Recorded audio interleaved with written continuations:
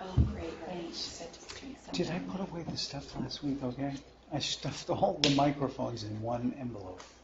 Oh, That yeah, big? the black Yeah. one, that's perfect. Okay, good. Yeah, today we have it set up for just in case. So Yeah. We practiced, we're all set. Excellent. We're going to use the lapel mic, Okay. and we know where Should not I to go. use it and then hand it over to you? Sure. Or do you want to wear it? Yeah, I'm going to wear it. Okay. But yeah, you're welcome to do that. And then I I'll just... I could probably, will the handheld and the mic, if they're on It did, yeah, interference? remember? I don't know if it would have interference. You want to try that? I'll do the handheld, and then you can just already have it mounted. Okay. So, does that work for you? Sure. I will get your handheld set up if you... And if not, I can just stand here and like hold it for you, like our pastor does in church when people are like doing their prayer requests. He'll just take it off and like...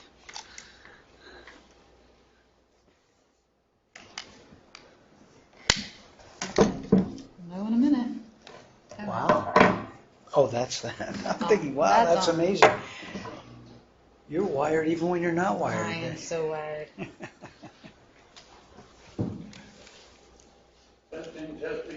Testing, testing. Yeah. Can you hear me? Double testing. Yeah. Yeah? Good? Okay. And then I'll take the batteries off both home. Yeah? Thank you. Minnesota. Yeah. No, not quite from there. Did you know they replaced this with a I'm smart? actually from Mississippi.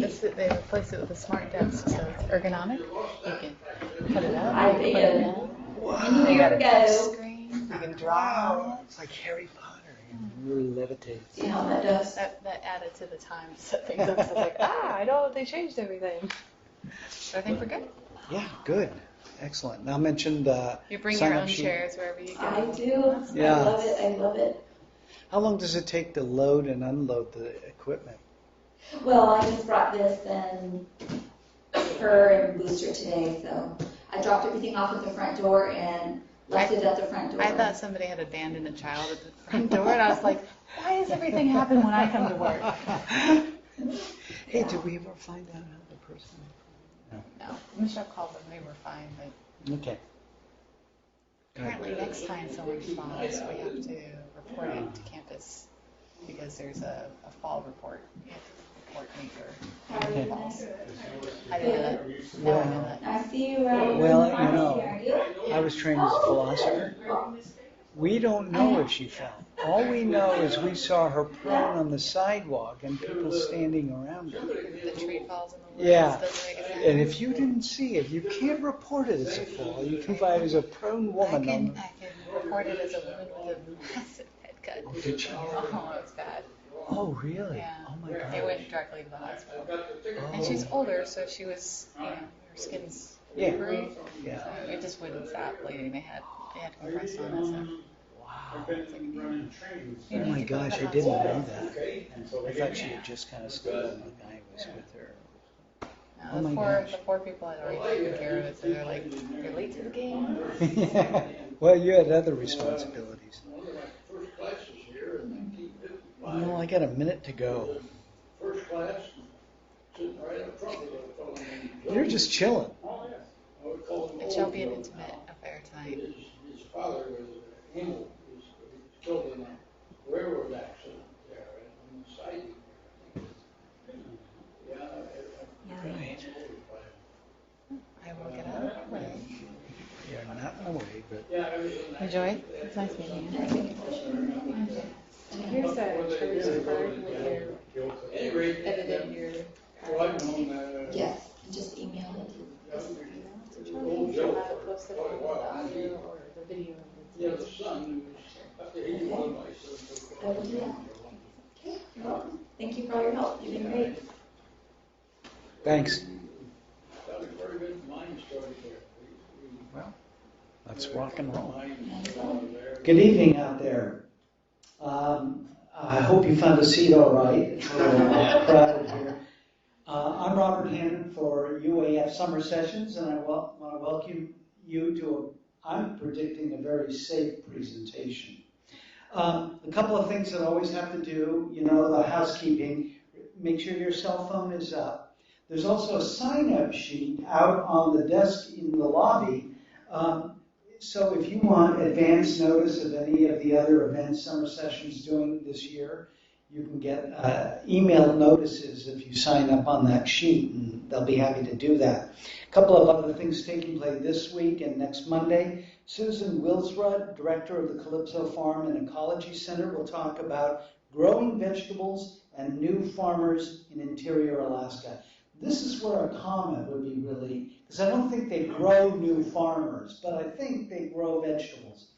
And then celebrated local musician Susan Grace will display her own compositions and talent on Thursday evening down at the Jorgensen Botanical Gardens.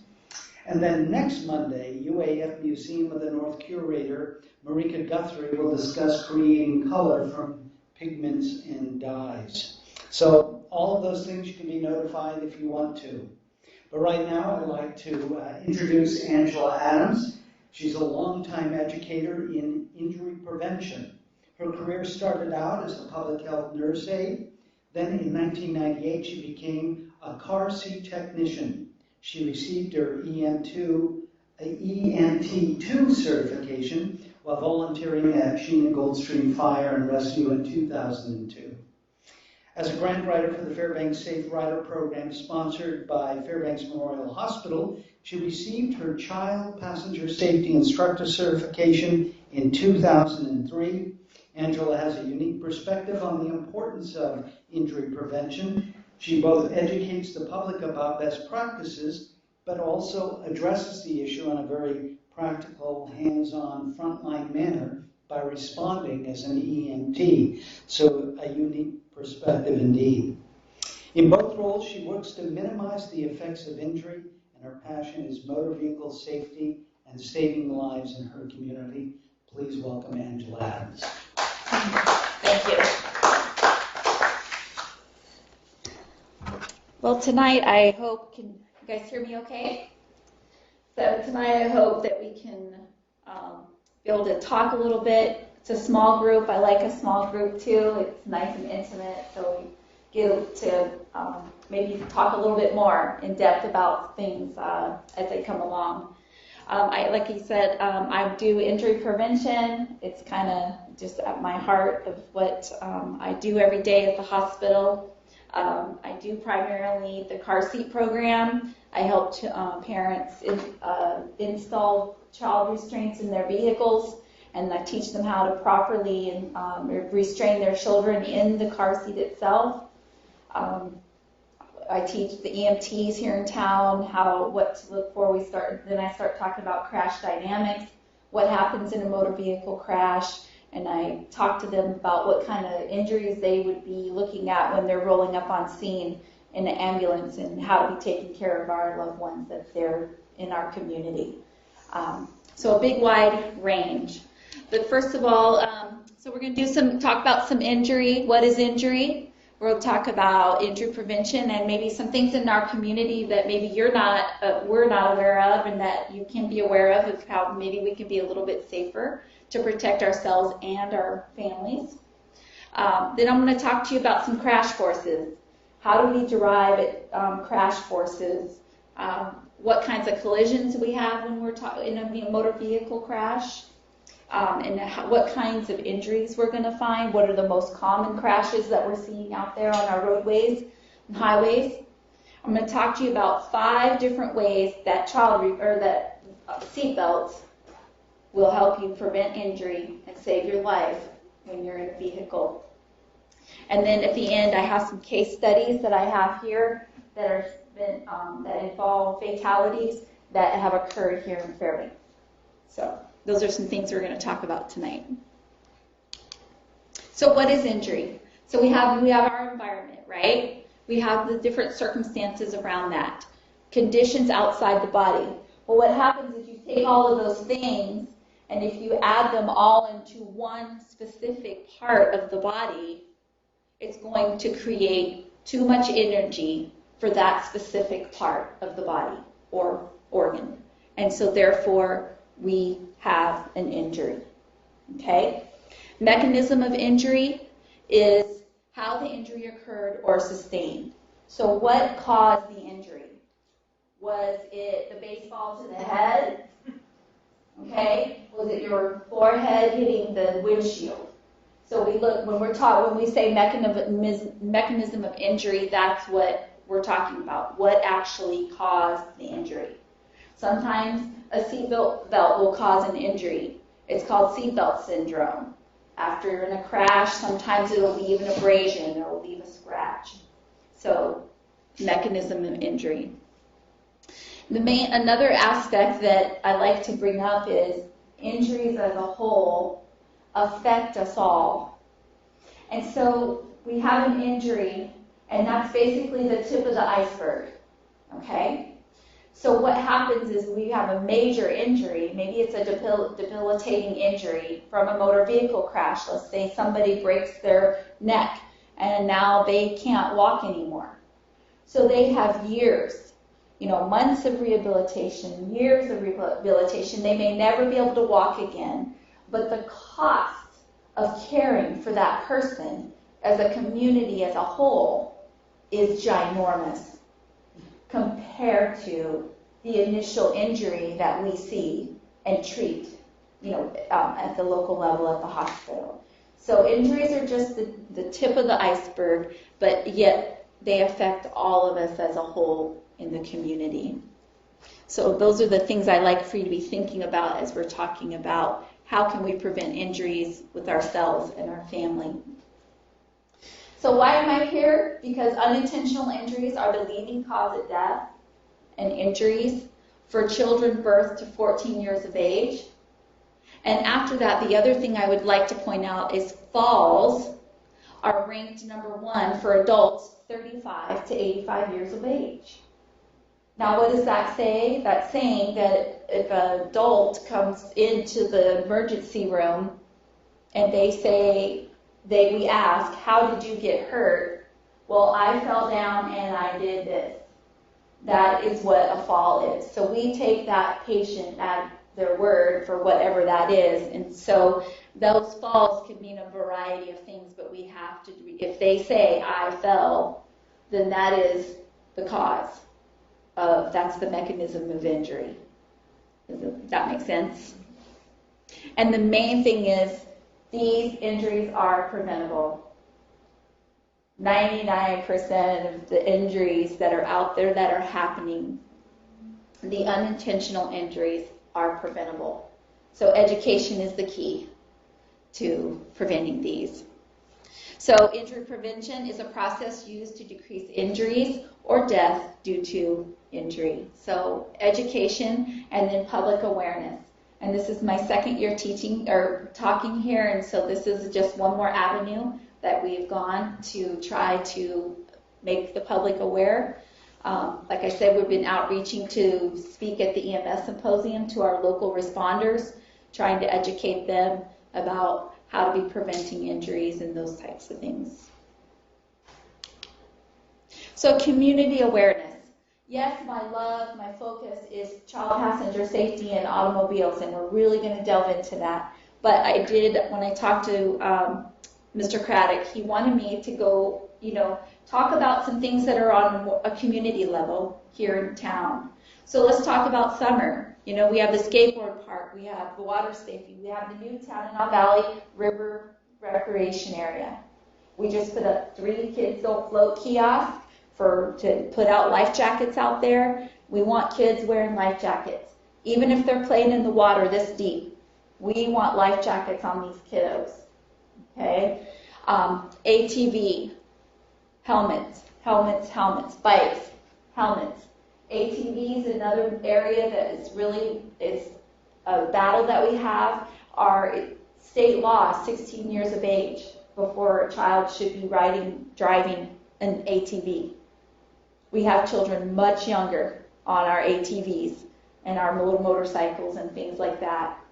Their brains are not developed enough cognitively to be thinking about all the things that they need to be thinking about, going forth, driving a machine that weighs a lot, can go fast, predict what's ahead, and be cautious at the same time, and those types of things. And so that's where you see a higher rate of injury with our kids on ATVs and motorcycles and things like that here in town. Wintertime, we like the UAF sledding hill. It's awesome. I love it. I've been there myself. You know, I've taken my children. I've taken my grandchildren. But I see we need helmets. We need some kind of structure, you know. So we're going to be working with the community to try to make people more aware and maybe bring on some of these things to make it a little bit safer for sledding there. The ice park. The ice park is its own entity, but we're trying to get the word out, hey, grab that helmet on the way out the door. Keep it with your cold weather gear. The ice park is exactly what it says. It's ice. You're walking on ice, you're climbing on ice, you're going around the corner on ice, you're walking under ice, you're walking over ice. It is ice, you know. So this year we had some adult injuries. People were falling down the stairs, were having concussions. So it is an area that we are trying to just awareness. Snowboarding, skiing. Bike helmets are for bikes. There are multi-purpose helmets that can go across the board. So you can have a multi-purpose helmet, sport helmet. You can wear it biking, snowboarding, skateboarding, skiing, those types of things. But a bike helmet is just a bike helmet. So we're trying to get out the word about the difference in types of helmets that people should be wearing. So car crashes. Car crashes are the single greatest killer of Americans. It's the number one killer. Every 12 minutes, we have somebody in America that dies from a motor vehicle crash. That's why it's my passion that I would teach and like to tell what we can do, how we can protect ourselves while riding in these vehicles. And especially, we were just talking about the smart car. You have so many things that a vehicle can do these days that you want to know where the airbags are coming out. You want to know what that seatbelt's going to do when you slam on the brakes. And we're going to talk about, and I'll show you some new innovative things that they're doing with vehicles to protect us. So crash forces. So everything is kind of Newton's law of motion. Anything that is traveling in one direction will stay continuing going in that direction until it comes in contact with an outside force. There's nothing to stop it. So how do we figure out these forces? It's our weight times our speed. Okay? So I talk to parents when you're holding your 10-pound baby and you're going 30 miles an hour. Your baby now weighs 300 pounds that you are going to be trying to hold in your arms. Even if you have to just decelerate quickly. You wouldn't even have to get into a crash. But the quickness and the deceleration is going to make it where it's going to be impossible to hold that 300-pound little baby in your arms. So that's just trying to get the concepts of, you take your vehicle, the weight of your vehicle in a crash. So we have three types of collisions. We have the vehicle is going to happen first, correct? So we're driving down the road, we're going to come in contact with a tree, a car, whatever. Well, the next thing we have is our human. So whoever's inside is going to come in contact with something. Okay? What we want it to come in contact with is the seatbelt and the airbag. That's what we want to come in contact with. And then the third thing is our internal collision. And this could be the brain, it could be within your chest wall, it could be your lungs, it could be your heart, it could be your diaphragm, it could be your stomach, your liver, your spleen. All these things bump up against each other within your body cavity. So that's what we refer to as the internal collision. So this is a video of a belted person versus an unbelted person. And So seatbelt in the airbag.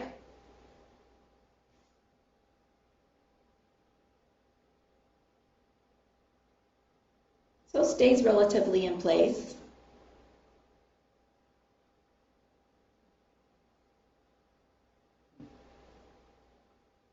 And this is without.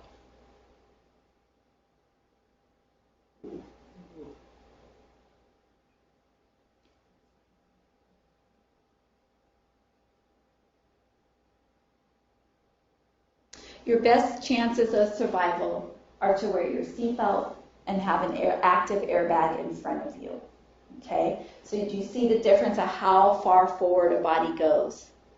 I mean, that seatbelt keeps you, it coils you back inside of, it looks like this on the inside.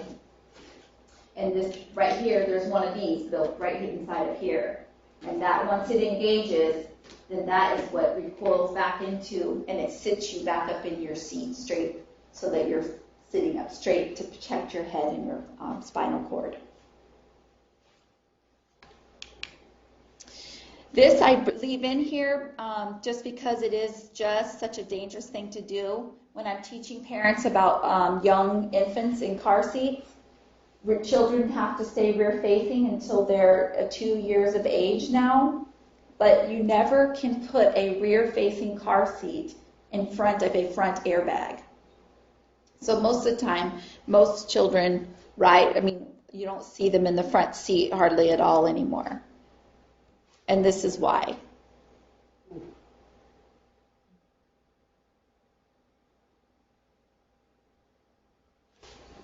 And I'll play that again. So car seats have the potential to go like 27 inches forward. That's almost a yardstick. So even at that, even if you didn't have an airbag in your front, coming out of that dashboard, that car seat can go up to 27 inches forward. So rear seat is the best for children, and never rear facing in the front seat. So types of crashes. Different types of collisions pose different types of risk to vehicle occupants. So we have a frontal crash. So what did we just see? What hit the windshield? We have a skull fracture. We're going to have spinal, cuts, bruises, larynx, the steering wheel. You're going to have liver, spleen, ribs, you name it. Frontal crashes are the most common crashes that you are going to see on our highways today.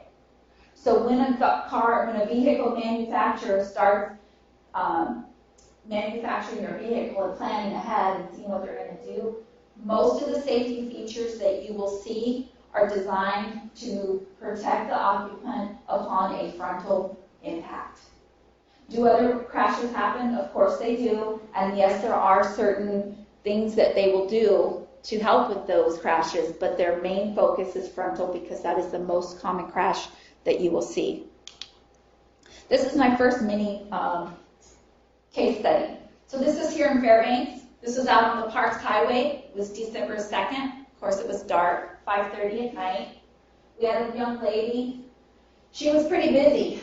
She was on the phone. She was texting. She was going down. So she was headed south, okay, on the Parks Highway, coming down that hill right before Gold Hill Liquor. Okay, that's where this happened. Hi, come on in. So she was in a no passing zone, and Esther and Gina Goldstream fire responded. It took us 45 minutes to extricate her. Both drivers lived.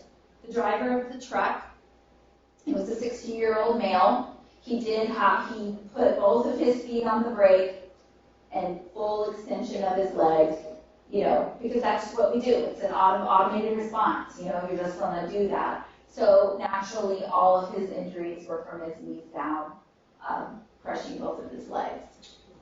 So she was texting while driving, we found out later, and she had narcotics on board. Okay? She was at least going 65 miles an hour, maybe more, we're not sure. But at the time, and I don't know how this is possible, but she had 4 texting conversations going. So, this is a survivable crash. It doesn't look like it. As far as, at this point, if I can remember correctly, I believe that both drivers were wearing their seatbelts. She still has, she went down to Anchorage, then she went down to Seattle for about 6 months. She has had multiple strokes, but she's recovered pretty well. You can kind of see a little bit of it. If you knew that she was in a wreck, then you would be able to say, oh, okay, I can see that now. But for the most part, both people have recovered from this crash. So I need to switch here for a second so I can show you. I'm just going to play this for a minute, and what you're going to see are a bunch of frontal crashes in a crashing test facility. Okay, they are 40 miles an hour, and they're going to be different types of vehicles. So we're going to watch it for a minute, and you guys can kind of see how these vehicles are.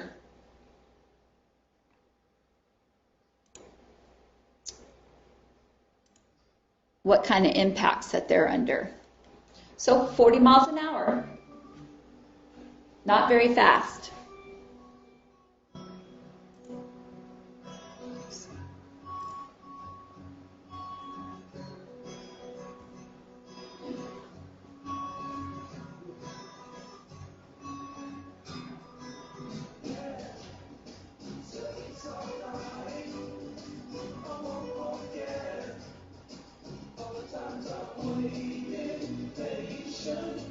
So I want you to see how much that engine compartment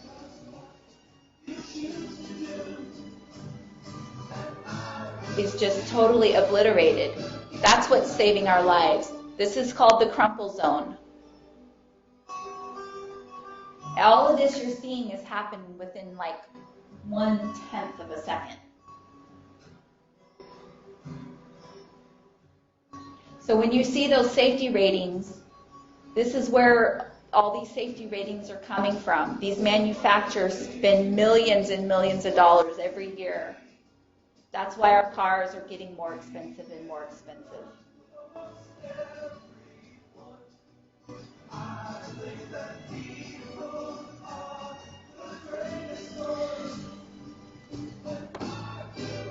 Angela, when you say the crumple factor, are you saying that it's good for a car to have that built-in sort of flexibility? Or? It is.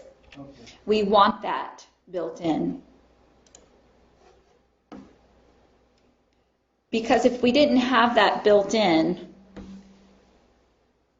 it's like 50 years ago, the old saying was, the car survived and the occupant didn't. Well, that's because we were driving steel cars, and they had steel frames. And so you have this little, 55 mile an hour crash, and you have this little dent in the front. Well, the car made it, but the passenger died because there was so violent on the inside. So what this is doing is taking all the violence from the inside of the car and conducting it into that front crumple zone. Yeah. So when you see a crash, a smushed car, it's a really good thing. And you can probably almost guarantee that the person probably at least survived, if not walked away. So, yeah, it's the opposite of kind of what we would think. So side impact. So this bottom picture here I like to talk about is a lot of what's happening is we have these littler cars. They are getting better gas mileage because that's what everybody's wanting on the roads. And they're safe still. But then you're coming in contact with these larger SUVs, pickup trucks, Yukons, just all the larger. So where's their bumper coming? It's coming about right here. So that's why vehicle manufacturers have started making the curtain airbags that actually will deploy down from the frame and fold down at the window and come down before the intrusion happens. So again, liver and spleen. Why would you think liver and spleen? What's digging in right here? The armrest. Your armrest. And if you'll notice, armrests before used to be stuck out way wide and have an ashtray on them and all these things. Now they're kind of recessed and they're round and curved and they're soft. So those are the things that they're doing to try to prevent those side impact. Again, facial and skull fracture, pelvic. Right here, you're getting jammed right here, right on that. There are different posts of the car. So the front post right here by your windshield is your A post. And so the other post here where your door closes to, that's your B post. And then the back window is your C post. So that B post is right there, right where that pelvic injury occurs if you are in a side impact. So this is just kind of another picture, just shows a smaller car and you still have that front bumper of that truck coming in there.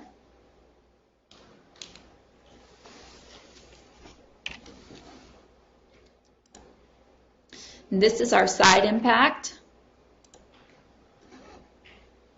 And it'll show a couple of different ones.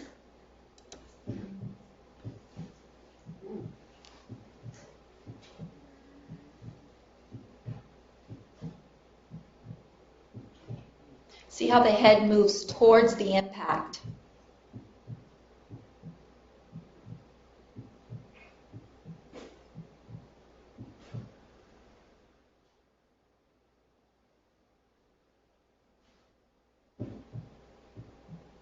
So this is the one with the airbag.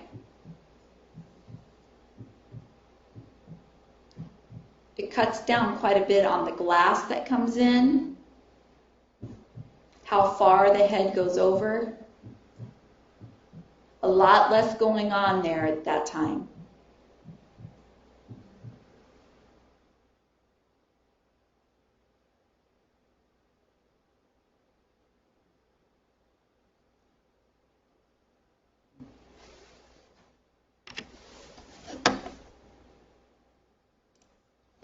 So when we are hit, remember we said an object stays in motion until it stops. Okay?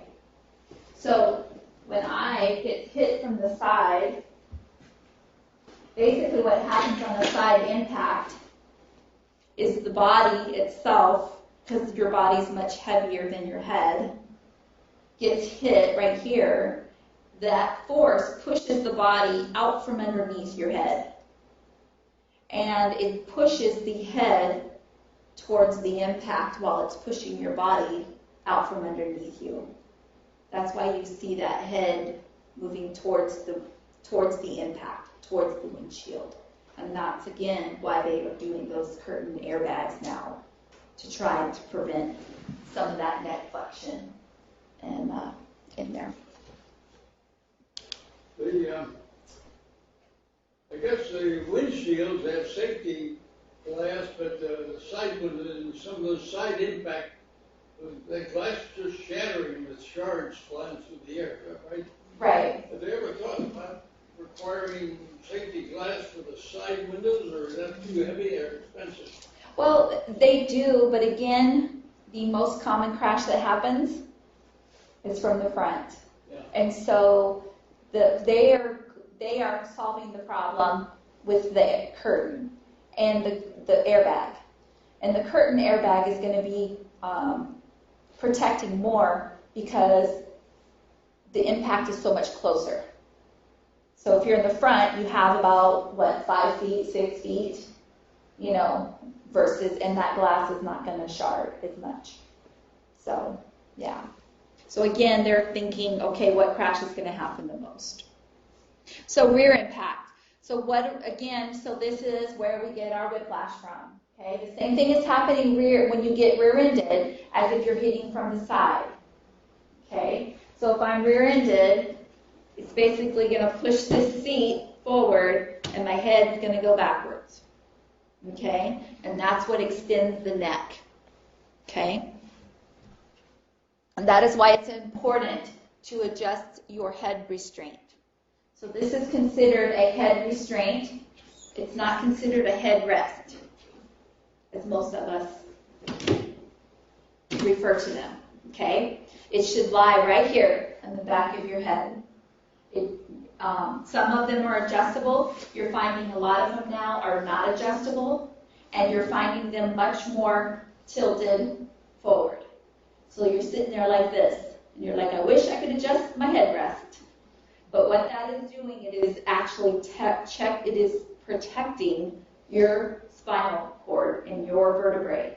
That if you get hit from behind, that it's going to keep you within this space, and it actually will keep you in the seat. And you'll see that here in this next video that I want to show you.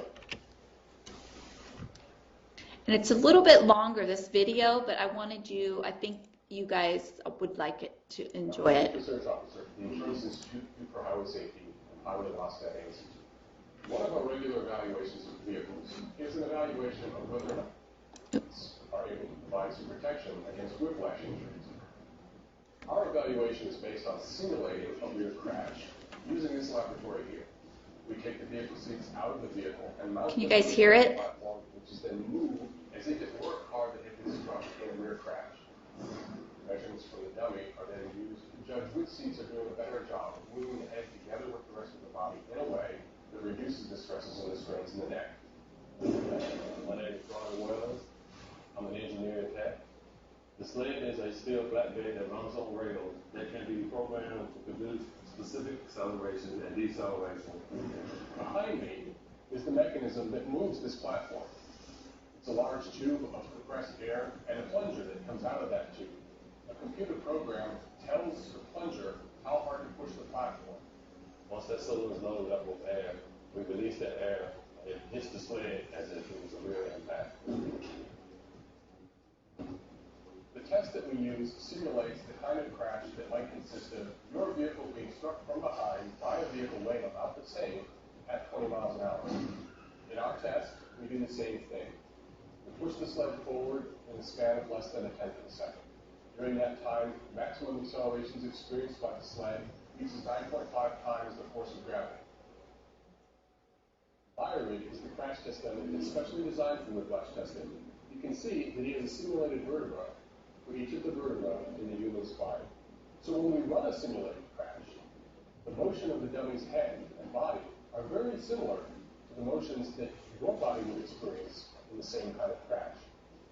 We've been running these dynamic evaluations for a number of years now, and we've done a study that shows the seats that we've rated good do in fact reduce the risk of neck injury.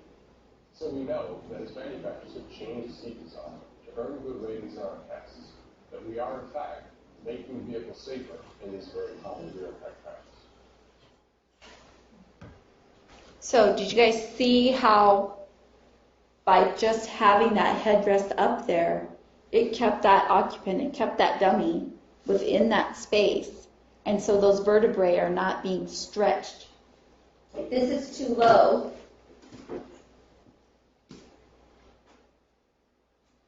so if I'm riding and I'm like this and I didn't adjust it, so what happens is the neck, you go forward, but then it comes back and it flexes back like this. And it stretches that. That's what causes the injury, because your neck actually folds back over the top of the headrest instead of being up where it should be. It prevents you. You just kind of move a little bit. So that's the difference between. Now there's some vehicles, some older vehicles that don't have a headrest. There's not a whole lot we can do about it. You know, that's just how it is. But if you have a headrest, get it adjusted. That's your best chance to keep that neck protected.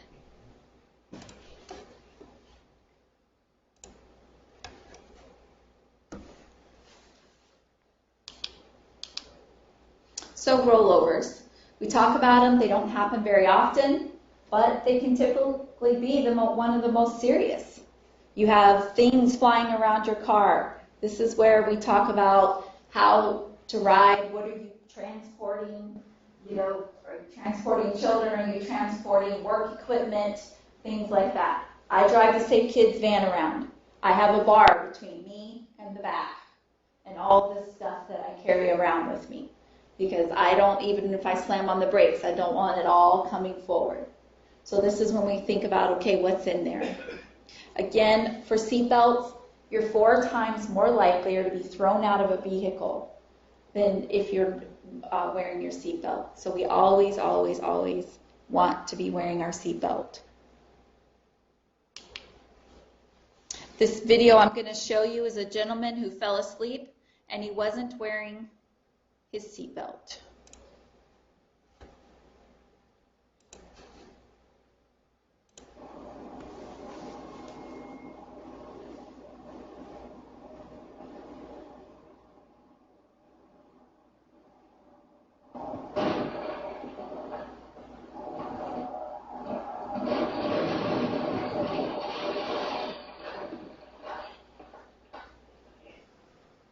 So he didn't even have to get ejected. How did you get that video?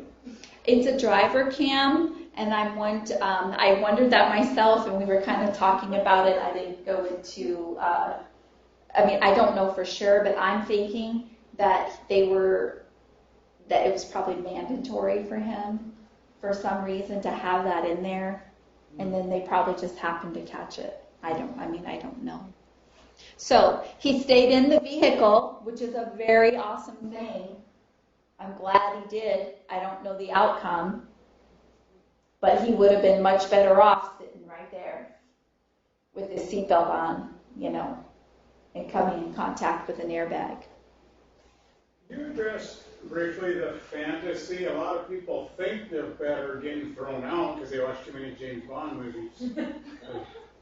Right. It'd be good to address that. Yes, that is part of the my presentation, and yep, you're fine.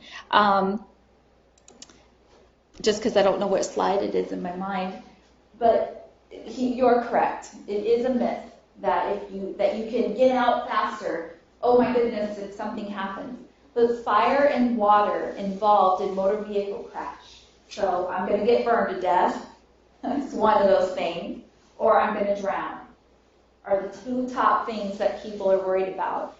Happen less than 0.5% of all crashes that happen. And most of the time, those people are surviving because of our response times and how motor vehicles are made at this point in time. So yes, it is a myth that we try to extinguish as early on as possible. So non-collision, skids, swerves, braking. So again, common causes of occupant is they're thrown out from the spinning, okay, colliding with other occupants, and struck the vehicle interior, as you saw in that particular video.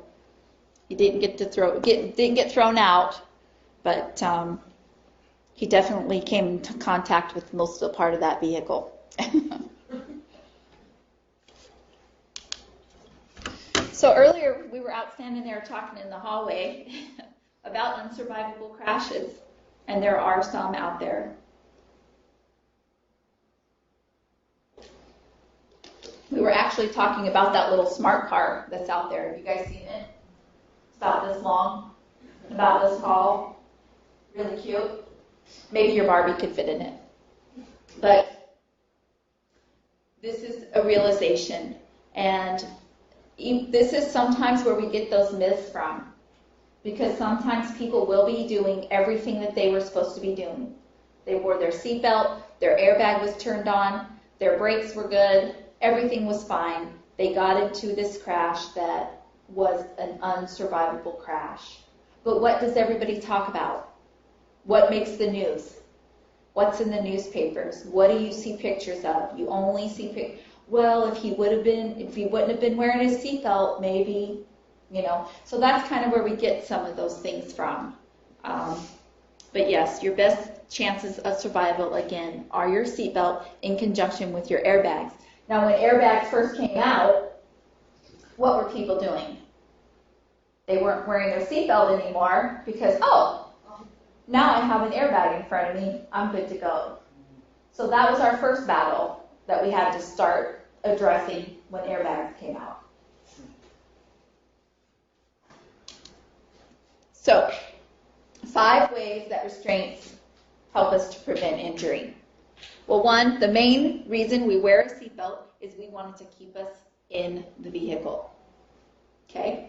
It contacts the strongest parts of our body. What are the strongest parts of our body?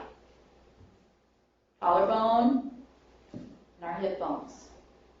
Okay? It spreads the forces over a wide area. So this seatbelt is designed, they didn't just pick it and say, oh, I want to make this seatbelt this wide because it looks good. Okay? It's designed to be wide so that when it pulls against your collarbone, it's spreading that force out over a wider area. Versus if I had a rope holding me, I would be snapping my collarbone every time. So they're designed to spread out the forces. Okay? Help slow down the body. What do I mean by that? It's like I said, this little retractor, that's what we call this. This retractor engages.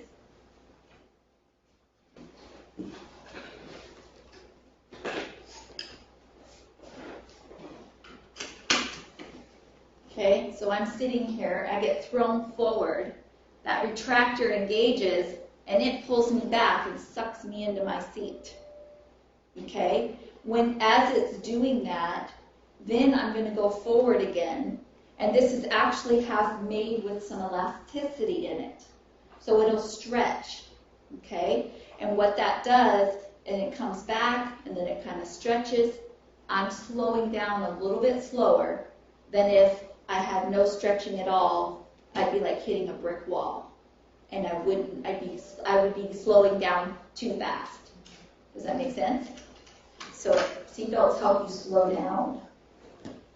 And again, the main thing we're protecting is our head and our spinal cord. So what are we doing? In one of my case studies, you guys will kind of see this. I'm digging in my purse. I'm getting the baby toy.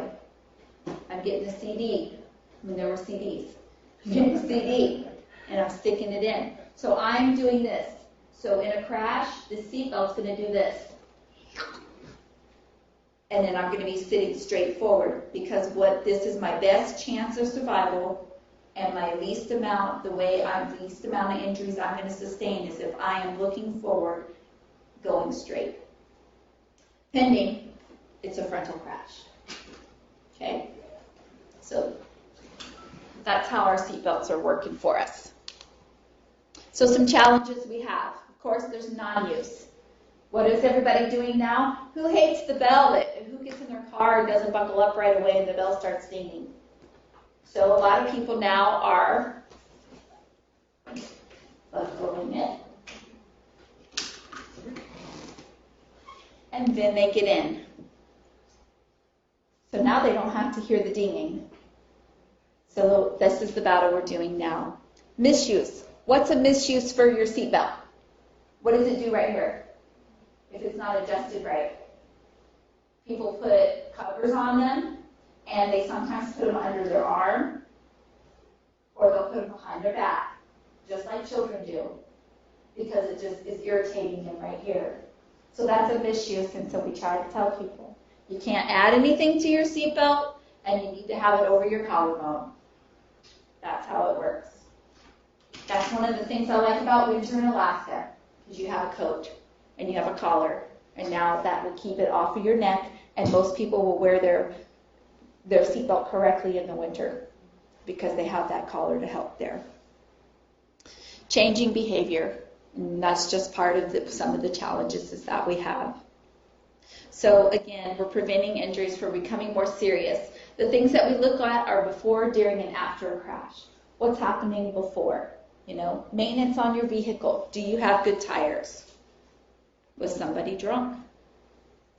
Too much alcohol on board? Then again, during the crash, were we using our seatbelt? When I say guardrails, you guys drive Alaska, you got cliffs going off. If we don't have a guardrail, our injury is going to be more. Again, they're changing how they're making guardrails. Years ago, they used to be cement posts and steel. And you hit those things, well, the car didn't go over the edge, that's for sure. Okay? But, so they're making them just like they're making cars. They want them to be crushable a little bit, but we still want them to make it where you're not falling off the cliff. So if you're seeing a smashed head, guardrail again, chances are the person survived. And so EMS response times. Again, here in Alaska, there's always the golden rule, the golden hour. Okay, they say if you can get to somebody within an hour and get them to the ER, the likelihood of them surviving increases greatly. Well, up here, we battle that all the time, especially when we have a motor vehicle crash out 50 miles on the Parks Highway or something down the Richardson Highway. It's longer, it's 40 below, we're really battling something. So sometimes our response times affects the outcome of the occupant of the vehicle.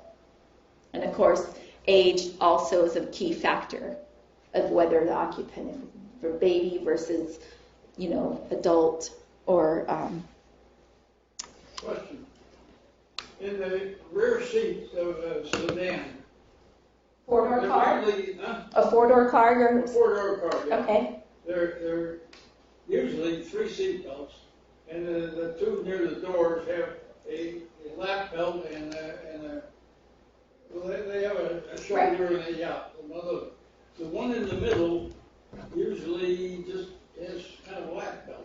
Right. Is there, how do the rates of injury vary? There are 3 people in a car, and what is the middle person more apt to be killed, or? The middle person, if a person is just sitting with just a lap belt only, Yeah. just like this, Yeah. and they are going to sustain more injury because they have no upper body protection. Yeah. Their heads are going to touch the floor, and yet their back will be here. So we do not recommend that anybody sit with just a lap belt only. We only save those particular seating positions for car seats these days. But if that's all you have, we want you in a seatbelt. And we would rather you be in a seatbelt than no seatbelt at all. Because you're safer. You have to have a seatbelt on. So, good point. But as of 2008, but you don't see it. People probably don't notice it as much, but because not everybody gets a brand new car. But as of 2008, all rear seating positions have to have a lap shoulder belt now. Yeah. And that was because we were also dealing with kids and boosters, and people with having multiple children needed that extra seat to have a lap shoulder belt. Yes. Good question. So here's our common myth that we talked about. And a couple of others is, well, my baby's sick and not feeling well. I want to hold them and take care of them. Another one, my seatbelt bothers me. It doesn't fit right. So I'm only going down the road. When do crashes happen mostly? 30 miles an hour in residential neighborhood. So if you notice the crash test that we saw, we're running at 40 miles an hour. Okay? Do crashes happen at a lot higher speeds? Of course. But we're seeing the majority at 30 miles an hour or less. Okay? So here's some of the new technology that I was talking about. And this is actually what your car, the little infrared things that is going to be happening. You will, when we're not even paying attention. A quick question back to that last slide. Is there a good possibility or any possibility that in a car crash the seatbelt itself could actually get stuck and you couldn't get out? Or are they designed so that, that they don't do that? There are certain situations when a first responder pulls up on the scene. It's really going to depend on how they need to get that patient out and how quickly they need to get that patient out. The seatbelt, once it is engaged, and we're going to see a couple of these in the case studies, it will just hang out there, and if it is tight around the person, they have a seatbelt cutter.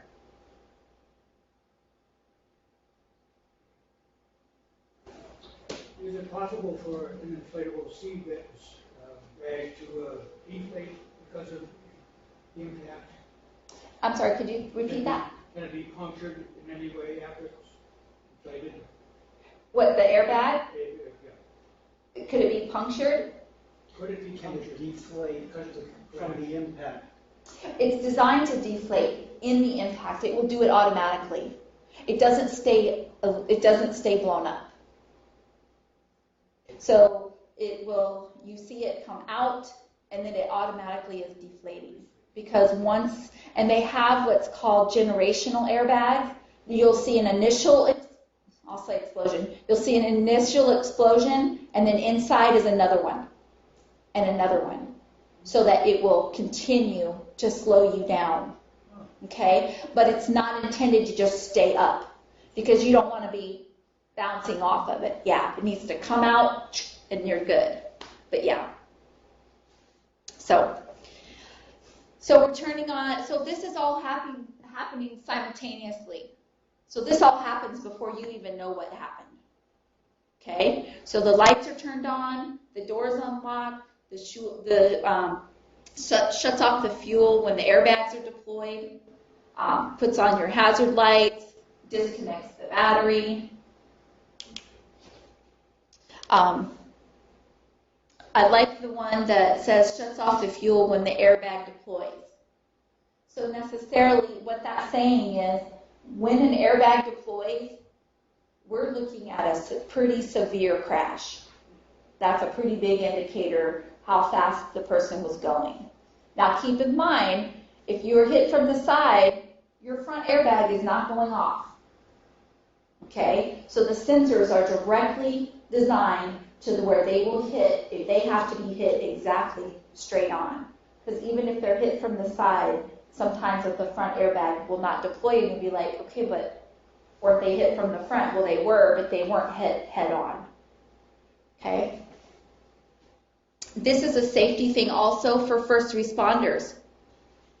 Years before this, they're making these things. That's the number one thing that first responders have to be careful of is coming on scene, is the battery is still engaged with the airbag, and those airbags can still deploy. So that's the first thing that you have to do when you're extricating a patient is you got to get those two disconnected so that airbag doesn't have the potential to go off. So adaptive cruise control. It's going to brake harder and it'll tighten up your seatbelt for you. You'll just be sitting there and you'll brake, and of course we brake, ever so whatever, but it will even brake harder. But then your seatbelt will just go zoop, and you'll be sitting straight back again. Lane departure, wake you up, safety. So again, the car's going to start talking to you. It's going to start dinging, it's going to start talking to you, it's going to do something. You notice the rumble strips. Now they used to just have them on the edge. Where do they have them now? In the middle. So if you're either way, they want you staying in your side. They've helped me, and that's how it goes. So heads up display. Heads up display is where there's a little projector in the dashboard, and up on the windshield it will display how fast you're going, whether you're in park, what direction you're going, things like that. So you don't have to look down at your dashboard anymore. You're just continually looking straight ahead and watching out there. So, have a couple case studies for you. These all happen here in Fairbanks. This particular one happened out in North Pole. So we have a 20-year-old male. We have a 6-year-old male passenger. He was in the back seat. That's where we want him, right? He was in a lap shoulder belt. And this was the little type of car that they were in. This wasn't the exact car. So, and they were going 45 or 50 miles an hour, so we're not on a highway. We're just on one of the side roads. The driver was reaching for a cassette on the front seat passenger floorboard. So this is kind of what's going on before the crash. Drove off the roadway, impacting a driveway head on, and overturned. So this is out on Dennis and Holmes. So Holmes, Fairbanks is over here. So coming into town, intersect with Dennis, Then he rolled, and that's when he ended up hitting the culprit in the driveway. Okay? 40, 45, 50 miles an hour. The driver was not wearing his seatbelt. He only sustained minor injuries. He passed all his mental field sobriety tests. He was fine. The troopers did them. The troopers responded. Okay? Later, to come to find out, we have Depakote, Adderall, and Prozac on board. Quite a cocktail. Okay? Later, after the car had been impounded, they took K9 unit, and what that means is use indicated on the driver's door handle, side door handle. So what that means is the dog went around the car, sniffed the car, and whenever the dog sits, that's what means the dog indicated that there was some kind of substance on the door handle. So that's what the dog had indicated at that time. The search warrant for the blood then, and then it found out that he was positive for THC, which is marijuana. Okay? So, but on scene, he passes all of his field sobriety tests, so, the troopers are taking his word, at what he said happened. Our 6-year-old passenger dies on impact. This little boy needed to have a booster seat. He was just sitting on the vehicle seat. He just had his seatbelt on.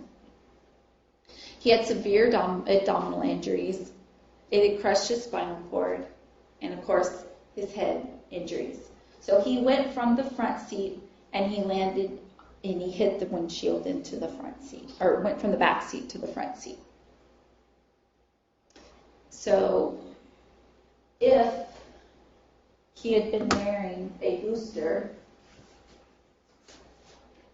his life might have been saved. So this is the approximate size of our little 6-year-old people that we have, that we train with. Okay? So this is kind of what we have when we have a little kiddo sitting in a seatbelt. We have a lot of this. Okay? We have a lot of this. We have a lot of this. And a lot of this. Okay? I can't say what was happening at the time, but basically this is what the child was riding in at the time of this particular crash. Take this same scenario,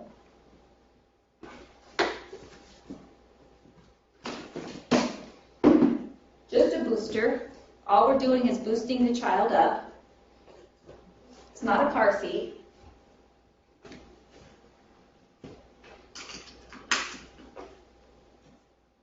And we now have made him an adult.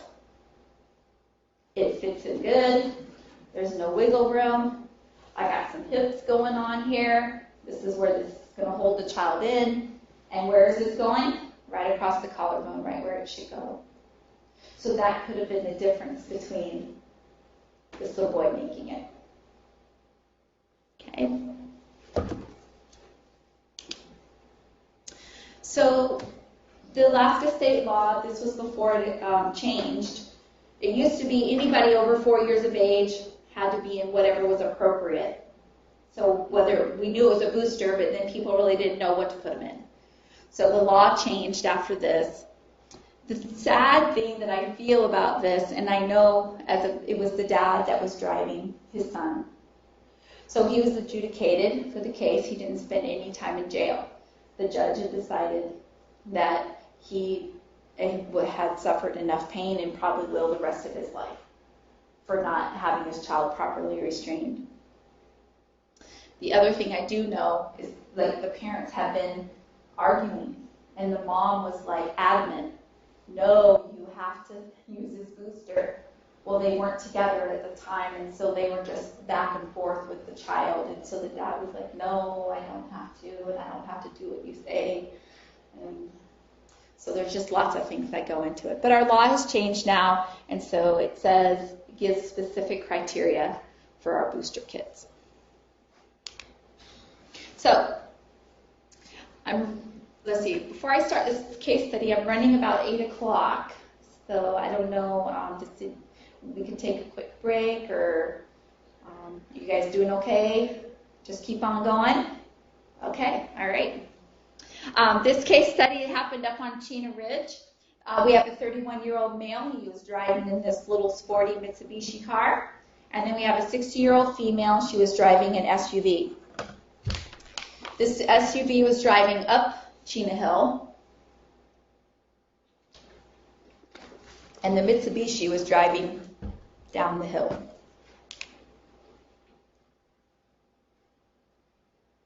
So the Mitsubishi is on the right, and then the SUV got sideways. So he was going down. What do you notice about his side of the road? Can't cross. It's a no-pass zone. Okay? Some things that we notice. It's a pavement's dry. This is a head-on collision. The 6-year-old female does fine. Now this is what we were talking about earlier about the seatbelt use. Okay? So what happens when the seatbelt engages? It stays, right? Well, if it's a used seatbelt, you're not going to be able to move it again. It's just going to stay where it engaged. So it's just going to hang. If it's been in a crash. Crash. So if your seatbelt's been in a crash, and you walk up to a car and the seatbelt's just hanging there like that, and you can't move it, you know that that seatbelt's been in a crash because this is engaged and has been used already. So that's how I knew that he had been wearing his seatbelt, because you see the slack in it. That's the seatbelt from the front seat, the front driver's seat. So it's just kind of hanging there. There's excess slack in it. So I knew he had been wearing his seatbelt. For him, it didn't make much difference. He died on impact. Now look at her seatbelt. Was she wearing her seatbelt? Yeah? I think so. It's hanging out.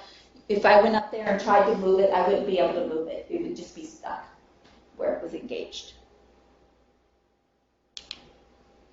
So the rest of the story. This was at 7:48 in the morning. You saw it was daylight.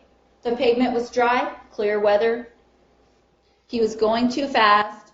He was in a no-pass zone, full impact, and later did the blood work, and he had alcohol on board. A crash of this magnitude, I'm not so sure that anybody would have survived in that type of car hitting a bigger vehicle like that with the speeds of 65 miles an hour. This next case study happened out on College Road. We have a 21-year-old male. It was September. The sun was shining. It was a beautiful, beautiful day. He was entering the roadway. He was at the Tesoro station there by Illinois in College Road, drive pavement. And he didn't yield. He was in a hurry. So as he pulled out onto the highway or onto College Road, he was T-boned by this GMC pickup truck. Notice how fast he was going? 35 miles an hour.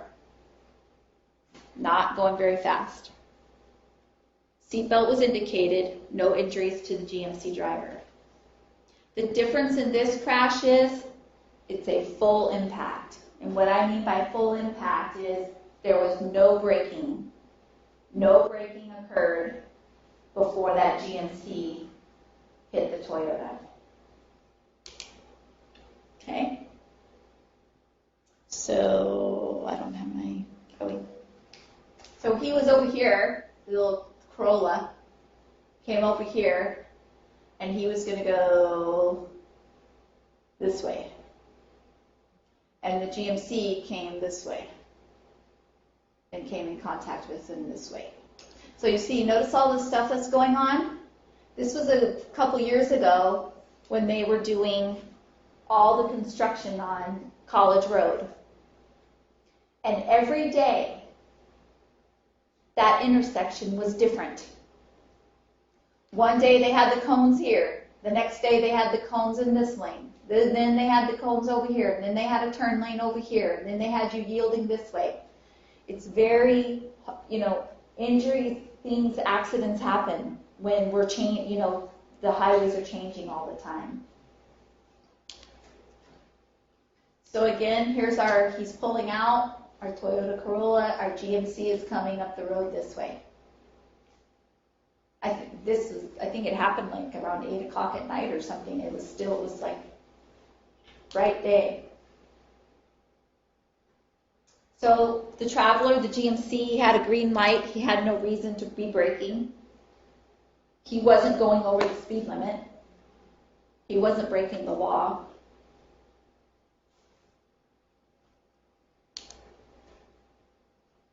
So both airbags deployed, and there was a third vehicle that the Toyota ended up hitting, and that is why those airbags ended up deploying, because he got hit side impact. So as he rotated around, he hit other vehicles, and the airbags deployed. So this is what full impact looks like at 35 miles an hour. This is the kind of testing that they're doing inside the National Highway Institute for Insurance. These are the kinds of things that they're testing to see how well will the car hold up. A couple different views. So again, remember we talked about the A post right here, and our B post is kind of there. I can't see the C post from here, but look how crumpled the roof is. Right here is going to indicate to me when I drive up on scene that we got a pretty serious head injury going on. We got crumple zone in the roof, because this is our metal cage, okay? So predicting the mechanism of injury. So is seatbelt use indicated? No. He was in a hurry. He did not wear his seatbelt. There was no slack in it, nothing hanging out. So what it did is it pushed him. Here's his headrest. So if we were to be standing directly like behind this car, that headrest is pretty much in that middle seating area, or where your armrest would be.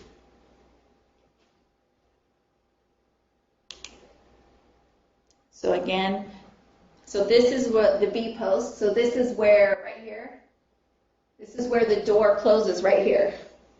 So it was displaced 18 inches. So if it's displaced 18 inches, that's a significant injury.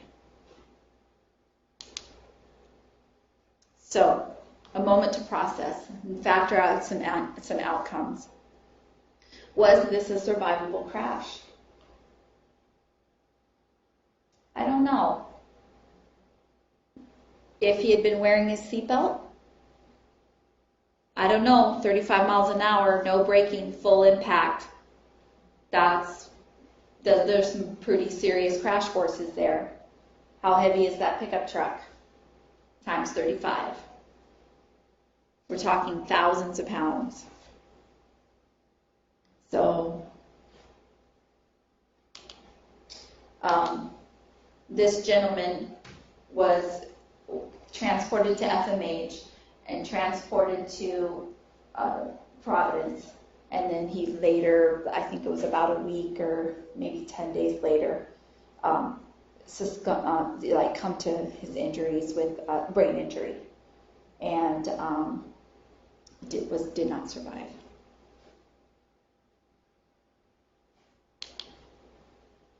And this is Dawn's story. Some of you may know Dawn in here. I'm not sure.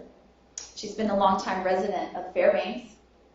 And she was in a crash, and she was driving a Jeep Wrangler. She was in college with her roommate, And she was going southbound on I-5. It was kind of dusky out. The sun was just setting. She said it was just starting to rain. They were going 70 miles an hour, and she does admit that they were following the SUV, like a tractor semi-trailer truck with a trailer on it, a little too fast or a little too closely, she said. So it was her and her girlfriend. They were going home for the holiday weekend. A Mazda mid-size pickup truck was going northbound. This is a four-lane highway, divided, so we have grass in between. It's a drunk driver, and he crosses over into the median. Okay?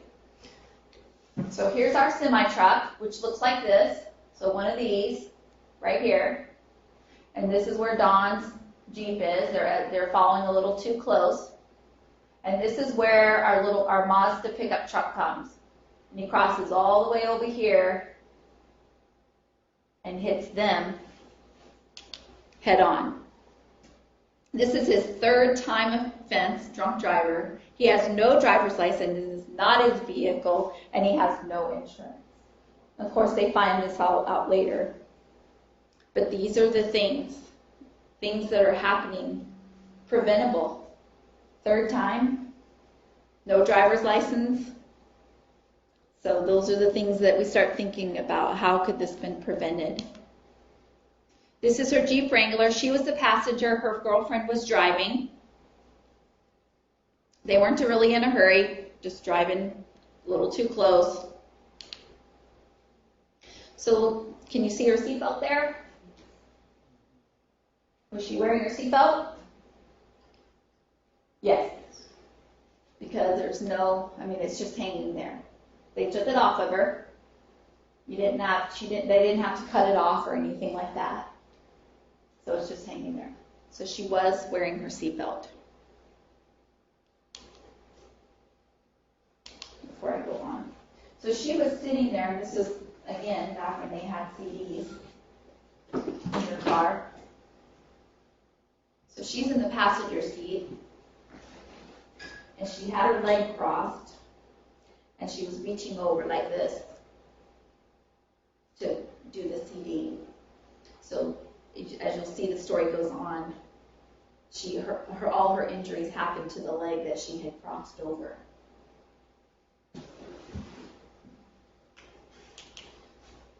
So this blue bag right here in the front seat was Dawn's, that was in the back seat of the Jeep. Ended up in the front seat of the Mazda. So what do you think of that crumple zone?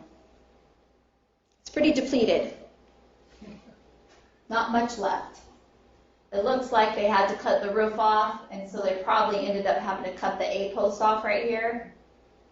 But I would only guess to say that it was looked just like all of this, all in one big pile. That crumple zone saved his life. This is what they found in his lap.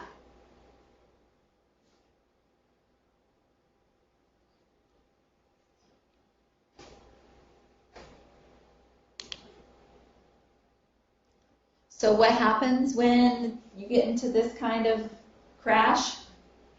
So he basically didn't have any kneecaps, and basically his his scalp was just pushed all the way back. The thing that bothered Dawn a little bit was because when you're down south, you get prioritized who gets to go first. And so his injuries were more serious. So he got the medevac, and he got there first. It took Dawn and Lisa 45 minutes by ambulance to get there. So lots going on. It was a week before Dawn was that she was asleep, and before she even woke up to even know what had happened and where she was.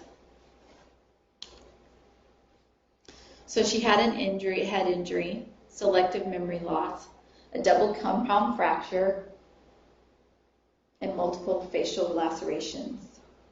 Months and months of rehabilitation. A rod in her leg. And this was 5 months after. You can still tell, noticeably see that both sides of her face are not equal. Today you can't tell that she was in a car wreck of this substantial amount. But a couple of things that she wanted people to know about her story. She had 2 years of physical therapy, and Dawn and Lisa returned to college and they became roommates again. They keep in contact still. But they did both receive the thing from the state of California wanting them to testify in the case against this gentleman that had done this to them. Well, at the time they went to the trial, it was the first time that they were able to really find out what happened. And so often we don't know the rest of the story and what happens to all the people, you know, when we are faced with crashes. So they found out that the trucker that they were following too closely, that they were, the CB talk on the radio, somebody had come on there and was warning them. Like, hey, any southbound truckers, watch out. Somebody's drunk driving and they've crossed over. Watch out. So that's when the trucker pulled over. And as soon as he did, that left the path wide open for Dawn and Lisa to get hit. So it was a time of lots of emotions. They still had to go into the courthouse and testify to their injuries, their recovery, you know, the whole gambit to go with it. So they did. So they went to, so after the trial, they were all sitting outside, and she said Dawn said the man was sitting over on a bench by himself, and she went over there to talk to him. And the man said that he was sorry. He said he was sorry that he had hurt Dawn and her friend. And I'm not sure if I could have done it, but she told him that she forgave him, you know, for what he had done. And she feels like that if she hadn't been able to do that, she doesn't know if she would have been able to move on from the crash itself. But she remembers going back into the courtroom, and she didn't want vengeance, but she said it was such a, just hearing the words, guilty on all accounts, for that person to pay, you know, for the injury and the emotional stress that he had caused to another person. So anyway, Dawn hopes that her story helps other people in many areas, including forgiveness. But her favorite saying is, if I had not been wearing my seatbelt, my children would not have been born. And she has 2 children, one in college and one in high school. And she's an advocate, very much so, and helps us every year with talking about seatbelts and preventing injuries. So those are my case studies, and that's what I have for you tonight. And this kind of concludes the session. But I would be happy to stay here and answer any questions that anybody might have. Do you give any more this summer? I'm sorry? Will you give any more of these this summer? I'm not slated to do any more this summer. I foresee in the future I'll probably be doing some more. Yeah. Are you talking specifically about the case studies or? No, 2 18-year-olds I'd like to say happy. Right. Yeah. Yeah, we do them every year, and I'm sure I'd be happy to come back again, and we just have to look for that. Do you have anything to say about convertibles with the roof open? I mean, Put the roof up? no, with the roof down. In other words, do people are, even if they wear seat belts and everything, in case of a rollover, I imagine you're dead. But do you have any comments on convertibles in general? Okay. As long as you're wearing your seatbelt, I'm happy. And honestly, I mean, they're there. People are going to do them. People are going to ride motorcycles. You know, there is no protection for that person whatsoever. They're wearing a helmet. I hope they're wearing a helmet, and they'll protect it. But the rest of them, is not protected. And so you're taking a risk. You know, just as though you're riding a motorcycle, you don't have a top cover, you don't have that extra protection. So it's just a risk. Anybody have anything else? Well, thank you. About 7 or 8 years ago, my wife drove to Anchorage and fell asleep, went off the road, the car semi-rolled over, and her seatbelt saved her. And it really did. She had seatbelt marks on her body and everything. She was afraid of fire, and the battery was thrown out of the car and landed a few feet away. And with the battery, you can't roll windows these days. Is there any thought for safety given to get rid of can you just have to have a hammer or something to bust the glass? Well, they have, some people keep window breakers in their glove box, but your best chance of survival is for the window not to break. Is what? It's for the window not to break. Okay. Is to keep anything and everything as much as you possibly can. You want everything to be inside. So we're hoping the windows aren't breaking. You know, you're wearing your seatbelt, windows not breaking. So, yeah. All right. Well, thank you, Angela. All right, you're welcome. What branch of things do you think civil engineering? Yeah. Well done. You know, and if you're like me, it's like medical student syndrome. Now, everything you talked about, I'm not driving home. I'm walking home. Yeah. I could see that all happening. Yeah.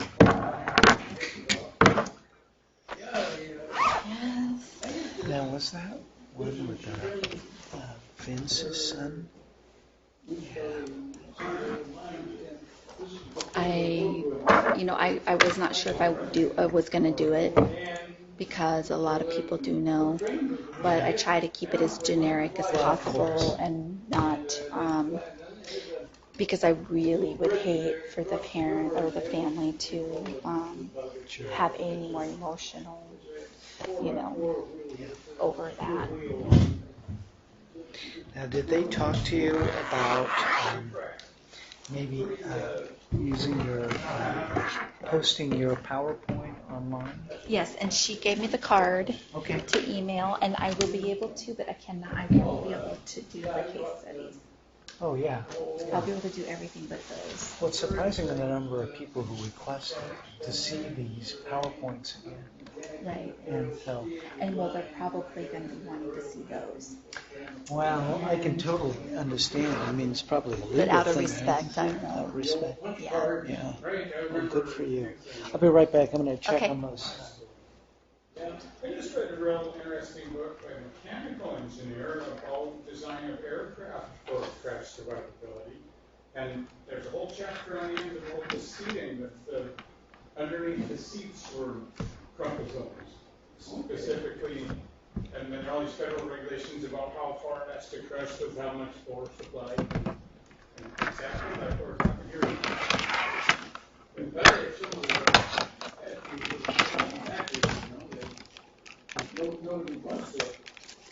Oh, right, as far as like a launch position in space.